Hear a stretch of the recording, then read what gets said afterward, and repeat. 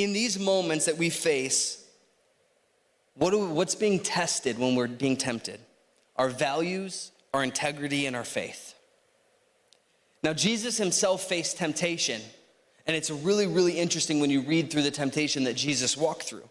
Jesus walked through the temptation at the beginning of his ministry. If you read the Gospels, you see that Jesus was baptized, and when he was baptized, he went and he fasted for 40 days and 40 nights. And then once he was good and hungry and tired and exhausted, then the enemy comes and tempts him.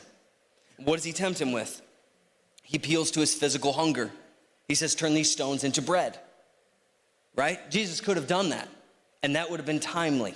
After 40 days and 40 nights, I mean, you know what it's like to have dinner a little late. You know what I mean, right? You're like, no, I'm hungry, right? Then he challenges his trust in God. He challenges his trust in God. Then he offers him power. And he says, hey, any of these places that you want, I'll give them to you if you just bow down to me. What is he challenging? What is he tempting Jesus to do? He's tempting Jesus to break his value, to break his integrity, and to break his faith in God.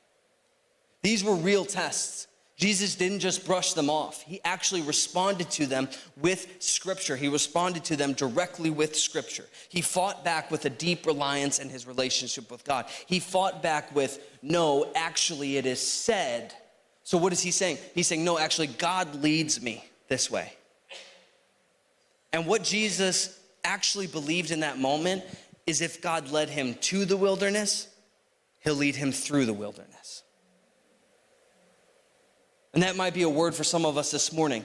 You feel like you're in a wilderness. You feel like you're dry. You feel like you're constantly being tempted and tried and hurt.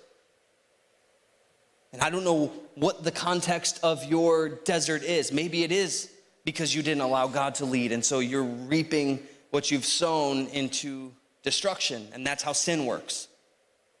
You reap what you sow, and the more that you sow sin, the more destruction that you reap. That's just how it works. But maybe you're in a wilderness like Jesus because God is asking you to grow your faith. If he brought you to the wilderness, he'll bring you through the wilderness.